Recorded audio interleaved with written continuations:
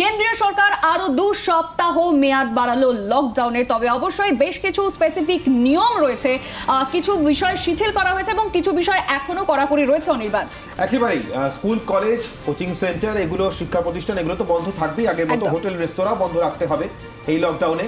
Cinema hall, shopping mall, gym, swimming pool অবশ্যই বন্ধ থাকবে। জরুরি প্রয়োজন ছাড়া রাত সন্ধ্যে 7টা থেকে পরের দিন সকাল 7টা পর্যন্ত রাস্তায় বেরোনো যাবে না। নাইট কারফিউ বলবৎ থাকবে, এটা কিন্তু নতুন। একদম তাই। আমরা এই বিষয়ে একটু বিস্তারিত জেনে নিই। আমাদের নয়াদিল্লি থেকে রয়েছে প্রতিনিধি জ্যোতির্ময় কর্মকার। জ্যোতির্ময়, 4.0 লকডাউন 4.0 শুরু হচ্ছে আগামী কাল থেকে। সেক্ষেত্রে কি কি নতুন নিয়ম লাগু হলো এবং কি কি নিয়ম আগে যেগুলো ছিল সেগুলো বহাল হলো, যদি একটু ডিটেলে জানাও এই লকডাউন 4.0 সম্পর্কে। আমরা কথা বলবো, আমাদের প্রতিনিধি থাকবে নয়াদিল্লি থেকে জ্যোতির্ময় কর্মকার। তবে যেমনটা অনির্বাণ, হ্যাঁ জ্যোতির্ময় প্লিজ বলো।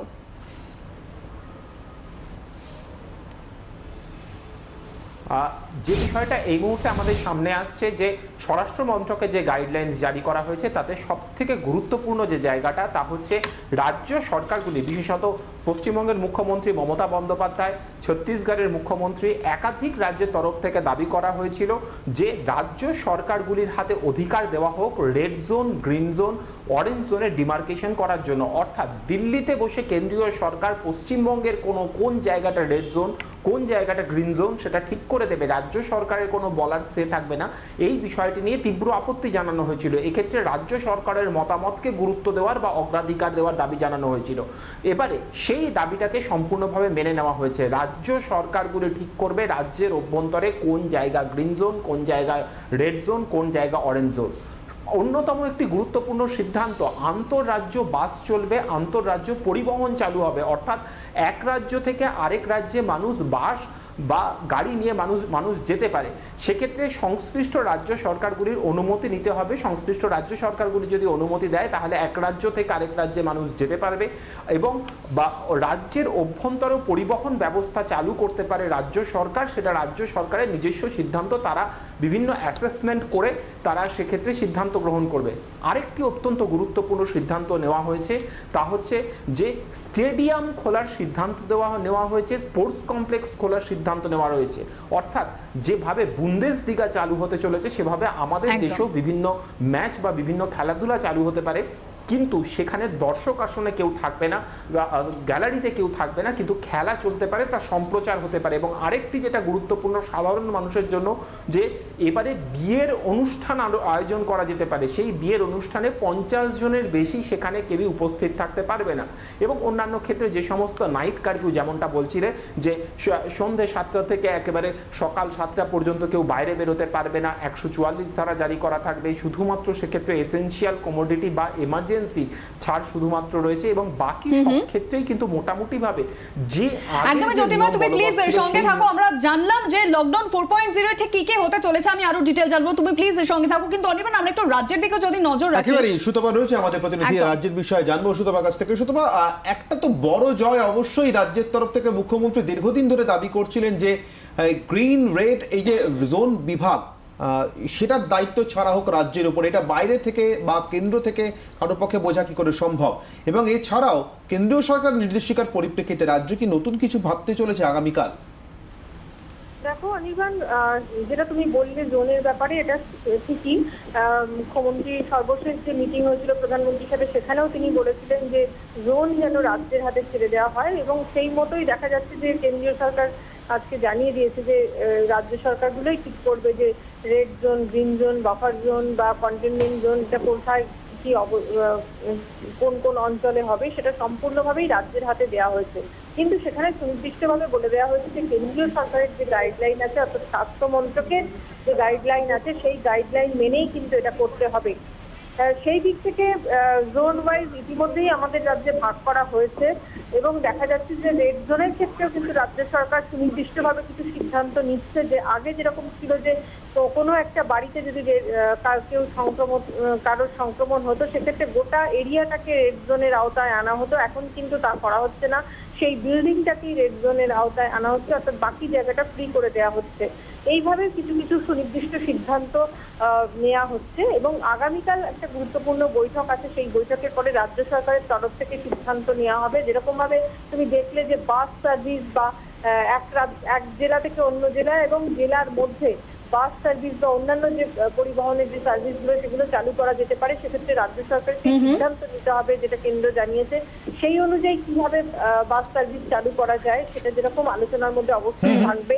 অন্যদিকে কোন কোন ক্ষেত্রে ছাড় দেওয়া হবে সেই ব্যাপারেও কিন্তু কাল চূড়ান্ত সিদ্ধান্ত রাজ্য সরকার জানাবে।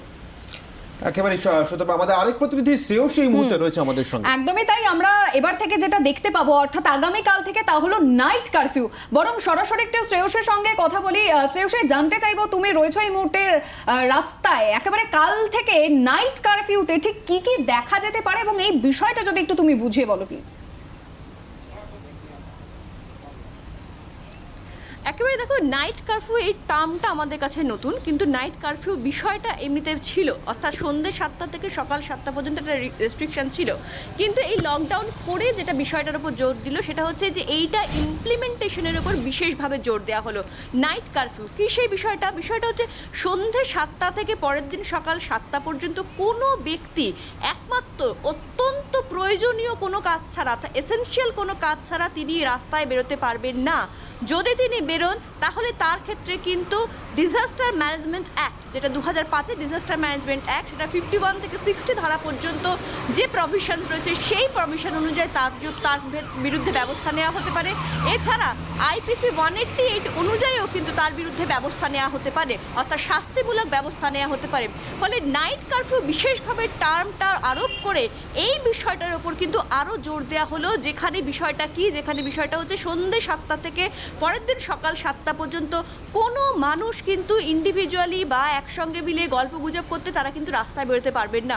এখন সবচেয়ে বড় প্রশ্ন হচ্ছে এই সন্ধ্যে 7টা থেকে সকাল 7টা সময়টা বাছা কেন? এই সময় কি করোনা বেশি বৃদ্ধি হয়, করোনা বেশি ছড়ায়?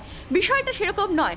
সন্ধ্যে 7টা থেকে সকাল 7টার মধ্যে যেটা ডাক্তাররা বলছেন, এই সকাল 7টা পর্যন্ত সবকিছুই যে নাইট কারফিউ আরোপ হচ্ছে, এর পেছনে কিন্তু কোনো বৈজ্ঞানিক যুক্তি নেই।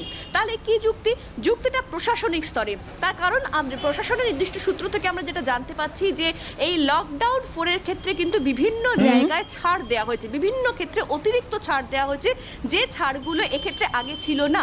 ফলে সেই ছাড়ের সুযোগ নিয়ে যদি অনন্তকাল ধরে কোনো মানুষ বাড়ির বাইরে থাকেন, এদিক ওদিক ঘুরে বেড়ান, তাতে কিন্তু এক্ষেত্রে তার কুপ্রভাব পড়বে। অর্থাৎ সেক্ষেত্রে করোনা বিস্তারের ক্ষেত্রে যে সোশ্যাল ডিস্টেন্সিং মানার ক্ষেত্রে যে বিষয়টা রয়েছে সেই বিষয়টা কিন্তু যথাযথভাবে পুরোটা মানা সম্ভব হবে না। ফলে একটা কোনো জায়গায় এই বিষয়টাকে আটকানো দরকার, সেইটা মাথায় রেখেই কিন্তু সন্ধ্যে 7টা থেকে পরের দিন সকাল 7টা পর্যন্ত। অনেক ধন্যবাদ। অর্থাৎ কাল থেকে আমরা নাইট কারফিউ বিষয়টি অনির্বাণ দেখতে পাবো। তবে অন্যদিকে কিন্তু বাস চলাচলের ক্ষেত্রে যেদিকে নজর ছিল সকলের, যে আগামীকাল থেকে বাস চলবে, বাস সংগঠন কিন্তু জানিয়ে দিল যে আগামীকাল থেকে তারা বাস চালাবে না, অর্থাৎ বেসরকারি বাস আগামীকাল থেকে নামবে না রাস্তা। তার একটাই কারণ যে ভাড়া তারা বাড়াতে পারল না, সরকার অনুমতি দিল না, এবং যে ভাড়া ছিল সেই ভাড়া না বাড়িয়ে বাস চালানো সম্ভব নয় বলেই তাদের সিদ্ধান্ত।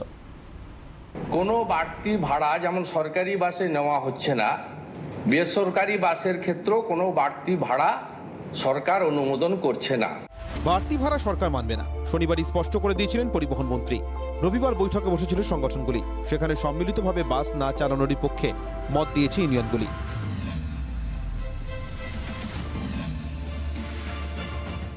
সরকার যে বলছে গাড়ি চালাবে, এরা ভর্তুকিতে চালায়। 1400 কোটি টাকা ভর্তুকি সরকার বছরে দেয় এই করা গাড়ির জন্য, আর 45,000 গাড়ি বেসরকারি বাস চালায়, এবং এই ক্ষেত্রে ভর্তুকি কে দেবে? পুরনো ভাড়াতে সরকার যে গাড়ি চালাতে বলেছে তাতে আমাদের খরচা উঠবে না, তাই আমাদের গাড়ি রাস্তায় চলার কোনো প্রশ্নই ওঠে না। বাসগুলি চালাতে গেলে আমাদেরকে প্রচুর টাকা ভর্তুকি দিয়ে বাসগুলি চালাতে হবে, যেটি আমাদের পক্ষে ভীষণ অসম্ভব ব্যাপার। আমরা অসহায়। হয় যাত্রী সংখ্যা বাড়ানো হোক, নয় ভর্তুকি দেওয়া হোক, নয়তো বেসরকারি বাস মিনি বাস চালানো সম্ভব নয়। সংগঠনগুলির বৈঠকের সিদ্ধান্ত এমনই। জেলার বাস সংগঠনগুলির একাংশের দাবি অন্তত 50% করা হোক যাত্রী সংখ্যা। 50% আমরা ডিমান্ড করছি গাড়ি চালানোর জন্য, 50% প্যাসেঞ্জার নিয়ে। কারণ যাদের 55 খানা সিট কি 56 খানা সিট, তাদের 50% চালাতে হবে। শনিবারই পরিবহন মন্ত্রী জানিয়েছেন বেশি পরিমাণে সরকারি পরিবহন পথে নামানো হবে, কিন্তু কেবলমাত্র সরকারি পরিবহন দিয়ে যাত্রী পরিষেবা আদৌ কি সামলানো যাবে? বেসরকারি বাস প্রায় 42,000, মিনি বাস প্রায় 3,000। গণপরিবহনের আরও এক মাধ্যম হলো অটো এবং টোটো। কলকাতা সহ রাজ্যের বাকি অংশে অটো ও টোটোর সংখ্যা প্রায় 4.5 লক্ষ। অটো নিয়ে কোনো সিদ্ধান্ত নেয়নি সরকার, সেক্ষেত্রে অটো বা টোটোও নামছে না আপাতত। মানুষ কম বের হলেও অধিক সংখ্যায় সরকারি পরিবহন দিয়ে বেসরকারি পরিবহনের ঘাটতি মেটানোই চ্যালেঞ্জ সরকারের। ব্যুরো রিপোর্ট, জি 24 ঘন্টা। হালিমা, এরই মধ্যে অত্যন্ত গুরুত্বপূর্ণ খবর এবং অত্যন্ত উদ্বেগের খবর, ঘূর্ণিঝড় আমপান কিন্তু এগিয়ে আসছে। যে প্রবল নিম্নচাপটা ইতিমধ্যেই ঘূর্ণিঝড়ের রূপ পেয়েছে, চূড়ান্ত রূপ পেয়েছে ঘূর্ণিঝড়ে বলা যেতে পারে। তার ফলেই এই নিয়েও আমরা কথা বলবো। আমাদের প্রতিনিধি কিরণ আমাদের সঙ্গে থাকবে দীঘা থেকে, পূর্ব উপকূল থেকে। কিরণের সঙ্গে কথা বলবো, কিন্তু তার আগে ঘূর্ণিঝড় আমপানের এই মুহূর্তের কি পরিস্থিতি, অর্থাৎ কোথায় অবস্থান, কি তার গতি প্রকৃতি, সেটার দিকে একটু চোখ রাখা একদমই তাই, আমরা সেদিকেই নজর রাখবো। বুধবার আছড়ে পড়বে আমফান, তবে তার আগে সোমবার থেকে কিন্তু ঝড় বৃষ্টির সম্ভাবনা রয়েছে, সেটা আবহাওয়া দপ্তর জানাচ্ছে। আর কি কি জানা যাচ্ছে আবহাওয়া দপ্তর সূত্রে দেখাবো আপনাদের। করোনা আবহে আরো এক বিপর্যয়ের ভ্রুকুটি ধেয়ে আসছে ঘূর্ণিঝড় আমপান। মঙ্গলবার থেকে দক্ষিণবঙ্গ, বিশেষত রাজ্যের উপকূলবর্তী জেলায় ব্যাপক ঝড় বৃষ্টির পূর্বাভাস। দীঘার দক্ষিণ পশ্চিমে মধ্য বঙ্গোপসাগর থেকে এগিয়ে আসছে আমফান। রবিবারই তা অতি শক্তিশালী ঘূর্ণিঝড়ে পরিণত হয়েছে। সোমবারই আমফান চূড়ান্ত শক্তিশালী ঘূর্ণিঝড়ে পরিণত হবে। ঘূর্ণিঝড় তার অভিমুখ পরিবর্তন করবে এবং একটু বাঁক নিয়ে উত্তর উত্তর পূর্ব দিকে এগিয়ে যাবে। নর্থ ওয়েস্ট বে অফ বেঙ্গল হয়ে পশ্চিমবঙ্গ এবং বাংলাদেশ উপকূলের মধ্য দিয়ে ক্রস করবে বিটুইন দীঘা আমাদের পশ্চিমবঙ্গের এবং হাতিয়া আইল্যান্ড বাংলাদেশের। ক্রসিং যেটা করবে সেটা হচ্ছে 20 তারিখ আফটারনুন এবং ইভিনিং, এবং ক্রস করার সময় সাইক্লোন থাকবে হচ্ছে ভেরি সিভিয়ার সাইক্লোনিক স্টর্ম। বুধবার 20 মে বিকেল বা সন্ধে নাগাদ স্থলভাগে আছড়ে পড়বে আমপান। দীঘা ও বাংলাদেশের হাতিয়া দ্বীপের মধ্যবর্তী এলাকা দিয়ে বয়ে যাবে। অতি শক্তিশালী ঘূর্ণিঝড় হিসেবেই স্থলভাগে আছড়ে পড়বে। আমপানের জেরে মঙ্গলবার থেকে রাজ্যে প্রবল দুর্যোগের আশঙ্কা। 19 মে উত্তর ও দক্ষিণ 24 পরগনা, পূর্ব ও পশ্চিম মেদিনীপুর, হাওড়া, হুগলি এবং কলকাতায় মাঝারি বৃষ্টির পূর্বাভাস। মঙ্গলবার দক্ষিণবঙ্গের কয়েকটি জায়গায় ভারী বৃষ্টির সম্ভাবনা। 20 মে বুধবার বৃষ্টি ও ঝোড়ো হাওয়া বাড়বে। দক্ষিণবঙ্গের সব জেলায় মাঝারি বৃষ্টির পূর্বাভাস। উপকূলবর্তী 3 জেলা, উত্তর ও দক্ষিণ 24 পরগনা এবং পূর্ব মেদিনীপুরে অতি ভারী বৃষ্টির সম্ভাবনা। বুধবার দমকা হাওয়ার গতিবেগ ঘন্টায় 155 কিলোমিটার পৌঁছতে পারে। দুর্যোগের আশঙ্কা ইতিমধ্যে বাংলা ওড়িশায় টিম পাঠিয়েছে এনডিআরএফ। পরিস্থিতি মোকাবিলায় বাড়তি দল মোতায়েন রাখা হয়েছে। एनडीआरएफ की तरफ से पूरी एहतियात बरती जा रही है। उड़ीसा राज्य में 10 टीमें भेजी गई हैं और 10 से ज्यादा टीमें स्टैंड बाई में हैं। पश्चिम बंगाल में 7 टीमें भेजी गई हैं और 10 से ज्यादा टीमें स्टैंड बाई में हैं। দুর্যোগের আশঙ্কায় সতর্ক 2 রাজ্য। ওড়িশায় উপকূলবর্তী এলাকায় চলছে সতর্ক নজরদারি। একই ছবি রাজ্যের উপকূলবর্তী জেলাতেও। সৈকতে চলছে পুলিশের মাইকিং। সুন্দরবনে বহু এলাকায় স্থানীয়দের নিরাপদ স্থানে সরানো হয়েছে। মৎস্যজীবীদের সোমবার থেকে সমুদ্রে যাওয়ায় নিষেধাজ্ঞা জারি। ব্যুরো রিপোর্ট, জি 24 ঘন্টা। আর তবে যেটা চিন্তার বিষয় অনির্বাণ, বুধবার দীঘার উপর আছড়ে পড়তে পারে আমফান এবং যথেষ্ট তৎপর রয়েছে কিন্তু প্রশাসন। একেবারে আমাদের প্রতিনিধি কিরণ রয়েছে আমাদের সঙ্গে, যেমনটা বলছিলাম। নিবা, কিরণের সঙ্গে কথা বলি। কিরণ, তোমার কাছ থেকে জানতে চাইবো এই মুহূর্তে দীঘা প্রশাসনের তরফ থেকে কতটা প্রস্তুতি রয়েছে, কারণ ওড়িশা থেকে হাতিয়া পর্যন্ত বাংলাদেশের এই যে কোনো একটা জায়গা আছড়ে পড়তে পারে, ফলে একটা বিস্তীর্ণ উপকূল জুড়ে প্রস্তুতি প্রয়োজন। তুমি দীঘাতে কিরকম প্রস্তুতি দেখছো? দেখো, ইতিমধ্যে দীঘাতে এসে ডিজাস্টার ম্যানেজমেন্ট থেকে শুরু করে গড়িয়া পুলিশ প্রশাসন নিয়োগ করা হয়েছে, বাড়তি পুলিশ প্রশাসন এখানে আনা হয়েছে। শুধু দীঘা নয়, মন্দারমণি, তাজপুর, শঙ্করপুর এই সমস্ত জায়গাগুলোকেও ঘুরে ফেলা হয়েছে প্রশাসনের সমস্ত ক্ষেত্রে, এবং মাইকিং চালানো চলছিল কিছুক্ষণ আগে পর্যন্ত। বিশেষ করে বলা যেতে পারে যে এই মুহূর্তে দীঘাতে পর্যটক শূন্য একদম। যে সমস্ত সেই ছবিটাই যদি দেখা সম্ভব হয় কিরণ প্লিজ, এই যে পর্যটক শূন্য দীঘা এই মুহূর্তে আমফানের যে প্রস্তুতি চলছে সেই ছবিটা যদি একটু দেখাও। এই মুহূর্তে আমরা দাঁড়িয়ে রয়েছি যেখানে নেটওয়ার্কে একটু প্রবলেম ছিল বলে আমরা এক জায়গায় এসেছি। সমুদ্রের ছবিটা দেখানোর চেষ্টা করব। আমি ক্যামেরা পার্সন বিষ্ণুকে বলবো একটু সমুদ্রের দিকে ক্যামেরাটাকে নিয়ে যেতে। দেখলেই মনে হবে সমুদ্র সকালের জোয়ারের থেকে এখন সমুদ্রের যথেষ্ট উত্তাল হয়েছে। বাতাস আগের থেকে অনেকটা বেশি। আমাদের যোগাযোগ বিচ্ছিন্ন হয়ে গেছে প্রতিনিধির সঙ্গে। কিরণ মানে আমাদের প্রতিনিধি দীঘার সমুদ্র উপকূলের সামনে থেকে একেবারে লাইভ ছবি দেখাচ্ছিল, অর্থাৎ এখন তো অনির্বাণ জনশূন্য, কোনো পর্যটক নেই দীঘায়। এখন থেকে কিছুটা অন্যরকম আচরণ শুরু করেছে লিমা। যখন কথা বলছিল কিরণ বোঝা গেল, এবং হাওয়ার বেগ যথেষ্ট বেশি, কিরণ বলছিল আমাদেরকে। সোমবার কলকাতায় আসছে প্রথম বিদেশি বিমান, মানে এই লকডাউন পর। একদমই তাই, সোমবারই সেটাই হচ্ছে। বিদেশ থেকে আসা যাত্রীদের নিয়ে চূড়ান্ত সতর্কতা বিমানবন্দরে। প্রত্যেক যাত্রীকে কোয়ারেন্টাইনে থাকার কথা আগেই জানিয়েছে রাজ্য। তার আগে সমস্ত যাত্রীকে কড়া সুরক্ষা বলয়ের মধ্যে দিয়ে কলকাতা বিমানবন্দরে প্রবেশ করতে হবে। স্যানিটাইজেশন, হেলথ চেকআপ সহ একাধিক গুরুত্বপূর্ণ ব্যবস্থা করা হয়েছে বিমানবন্দরে। কতটা প্রস্তুত বিমানবন্দর, কিভাবে স্বাস্থ্য পরীক্ষা করা হবে রাজ্যে আসা প্রথম বিদেশিদের, সরেজমিনে ঘুরে দেখলেন জি 24 ঘন্টার প্রতিনিধি। বিদেশ থেকে ভারতীয় প্যাসেঞ্জারদের নিয়ে সোমবারই কিন্তু প্রথম ইন্টারন্যাশনাল ফ্লাইট ঢুকতে চলেছে দমদম এয়ারপোর্টে। আর সেইখানেই কিন্তু ঢোকার পরে যে বিভিন্ন নিয়মকানুন রয়েছে তার মধ্যে প্রথম হচ্ছে ফ্লাইট থেকে নামার পরেই একজন প্যাসেঞ্জারকে প্রথমে যেতে হবে এরকম একটি মেশিনের সামনে। এই মেশিনটি হচ্ছে স্মার্ট হ্যান্ড হাইজিন স্টেশন, মানে এইখানে কিন্তু হ্যান্ড স্যানিটাইজেশনের পুরো ব্যাপার রয়েছে। যেরকম আপনি দেখতেই পাচ্ছেন যে তলায় এরকমভাবে হাতটা ঢুকিয়ে দিতে হবে। এই হাতটা ঢুকিয়ে দেওয়ার পরেই এইখান থেকে বেরিয়ে আসবে হচ্ছে এরকম স্যানিটাইজার বেরিয়ে এলো। এখানে কাউন্ট কিন্তু 20 সেকেন্ড আসছে। দেখুন এখন যেমন 10, 9 করে করে আসছে, 20 সেকেন্ড পর্যন্ত কিন্তু এখানে হাতটা রাখতে হবে। তারপরে কিন্তু তাকে চলে যেতে হবে হেলথ চেকআপের জন্য। এই যে হেলথ চেকআপের জন্য যখন যাবে তারা, সেখানে তাদের কি কি পরীক্ষা করা হবে? হেলথে মূলত আমরা ফর্ম দিচ্ছি তাদেরকে, প্রত্যেকটা এয়ারলাইন্স ফর্ম দিয়ে দেবে। সেই ফর্মে তার পাস্ট হিস্ট্রিটা, সে কোথা থেকে আসছে, কোন দেশ থেকে আসছে, কতদিন বাইরে ছিলেন, কোনো সিমটম আছে কিনা, এগুলো তিনি নিজে লিখবেন। সেলফ ডিক্লারেশন ফর্ম আমরা সেটা বলছি। সেলফ ডিক্লারেশন ফর্মের পরে তার যেটা হবে স্ক্যানিং হবে, টেম্পারেচার অ্যান্ড বডি স্ক্যানিং। ওটা করে ওরা তারপরে ইমিগ্রেশনে চলে আসবেন। ইমিগ্রেশনে এসে কিন্তু প্রত্যেকটা ক্ষেত্রে কিন্তু সেলফ ডিস্টেন্সিংটা, সোশ্যাল ডিস্টেন্সিং যেটা, সেটা মেনটেন করতে হবে। এখান থেকে ডিরেক্ট যেতে হবে আফটার হেলথ চেক আপ। তারপরে ওখানে 5AB দিয়ে বেরিয়ে গভর্নমেন্ট যে আমাদের কনভেন্স দিয়েছে সেখানে ওনাদেরকে প্যাসেঞ্জার সবাইকেই কোয়ারেন্টাইনে যেতে হবে, কেউ এদিক থেকে যেতে পারবে না। মানে কার্যত একজন প্যাসেঞ্জার যখন এসে পৌঁছবেন তখন কিন্তু প্রথমে তার একবার হেলথ চেকআপ হবে। যখন এয়ারপোর্টের মধ্যে তিনি ঢুকছেন, তার ইমিগ্রেশন বা কাস্টমসে যাওয়ার আগে প্রথমে তার একবার হেলথ চেকআপ হবে, যেটা সেন্ট্রাল গভর্নমেন্ট করবে। এবং তারপরে বেরোবার ঠিক আগে এইখানেও কিন্তু তার আবার একবার হেলথ চেকআপ হবে। এবং এই দুবার হেলথ চেকআপের পরেই কিন্তু একজন প্যাসেঞ্জারকে তাকে কিন্তু 14 দিনের জন্য কোয়ারেন্টাইনে যেতে হবে। ফলে সব মিলিয়ে এই মুহূর্তে চূড়ান্ত পর্যায়ে প্রস্তুতি এয়ারপোর্টের মধ্যে।